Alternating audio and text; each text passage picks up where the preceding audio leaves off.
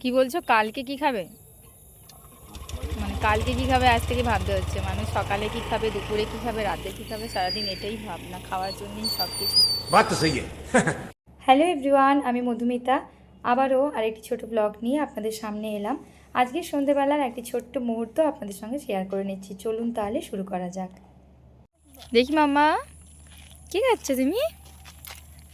মশলা মুড়ি। না ফেলবে না, বাবাকে দাও, বাবাকে দাও। আরে লঙ্কা আছে, দাঁড়া, লঙ্কা ওইখানে দেখেছি। লঙ্কা অনেক দিয়েছে, না বললাম।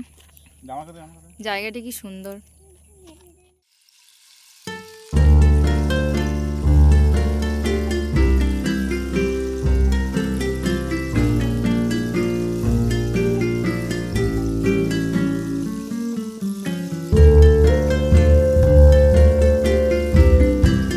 ওই কাশফুল ফুটেছে দেখো।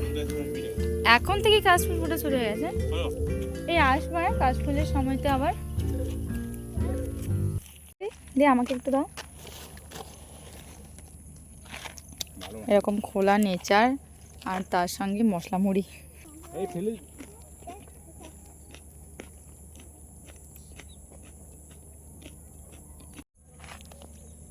মাম্মা কোথায়? টুকি, আরে মুড়িটা বাবাকে দাও।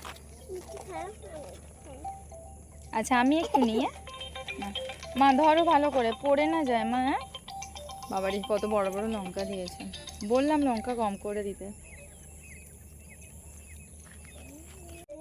এই রাস্তাটা এখনো মাটির রাস্তা, কিন্তু কিন্তু আমার মনে হয় মাটির রাস্তাও ভালো লাগছে বলো। সব জায়গায় তো কংক্রিট হয়ে যাচ্ছে, কিন্তু এগুলো সচরাচর দেখা যায় না। নেচার আর তার মাঝখানে মাটির রাস্তা। বাবা যে ট্রেনটাতে যায়, তুমি এই ট্রেনটাতে আসো। হ্যাঁ এইদিকে আছে ট্রেন, আর এইদিকে ওই যে পাহাড় দেখা যাচ্ছে, তখন পুরো স্পষ্ট দেখা যাচ্ছে একদম। এই ওটাই অযোধ্যা পাহাড়।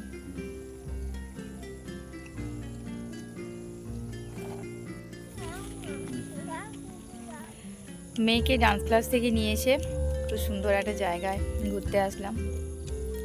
ভালো লাগতো একটু সময় কাটিয়ে। কি ঝাল লাগছে না? ঝাল লাগছে দেখো, শুশু করে খাচ্ছে। ঝাল লাগছে না? খাও, ধরো যাতে পড়ে না যায়। মামা কেমন লাগছে ঘুরতে এসে? কেমন লাগছে? ভালো। বাবাকে একটা থ্যাংক ইউ বলো।